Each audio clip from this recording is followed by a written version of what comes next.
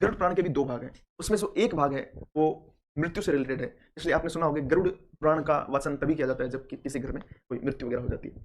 इसमें ऐसा कहा गया है कि एक व्यक्ति की मृत्यु होती है तो उसके देखा जाता है उसका लेखा-जोखा उसने पूरे जीवन में क्या किया है। यदि उसने अच्छे कर्म किए हैं तो उसके ऊपरी जो भाग है वहाँ से प्राण निकलते हैं, और जो उसने कर्म बुरे किए हैं तो उसके नीचे वाला जो पार्ट है, अधो वाला पार्ट है, उस वहाँ से उसके क्या निकलते हैं? प्राण निकलते हैं। और ऐसा कहते हैं कि प्राण निकलने के बाद में जो यमराज तक जाते हैं उसमें 47 दिन लगते हैं, उनके हिसाब से 47 दिन लगते हैं और मनुष्य के हिसाब से 1 साल लगता है।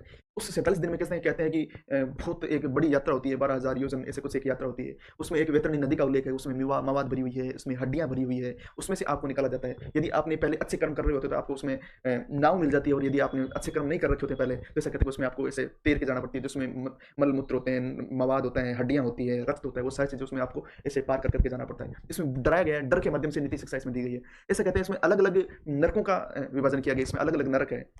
इसमें कहा गया है कि जो आदमी निर्दोष जीव की हत्या करता है उसको कुंभीपाकम नरक मिलता है।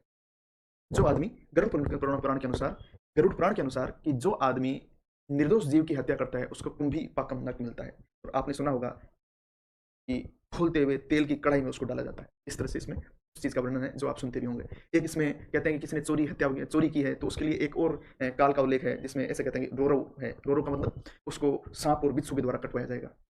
एक और है कि यदि किसी ने अपने माता-पिता का दिल दुखाया है, उनका अपमान किया है, तो उसको एक नरक का भोगी बनना पड़ता है। और उसके अंदर क्या होता है? उसमें एक तांबे की गर्म जगह होती है, या फिर गर्म जगह जो होती है, उस पर आपको पैदल चलना होता है, जिससे आपकी वहाँ पे यातनाएँ दी जाती हैं। इस तरह से इसमें अलग-अलग जो नरकों हैं, नरकों के बारे में, और नरकों में वहाँ पे कौन-कौन सी सज़ा दी गई है, उस बहुत सारी चीज़ें गरुड़ पुराण में दी गई है, और कैसे मृत्यु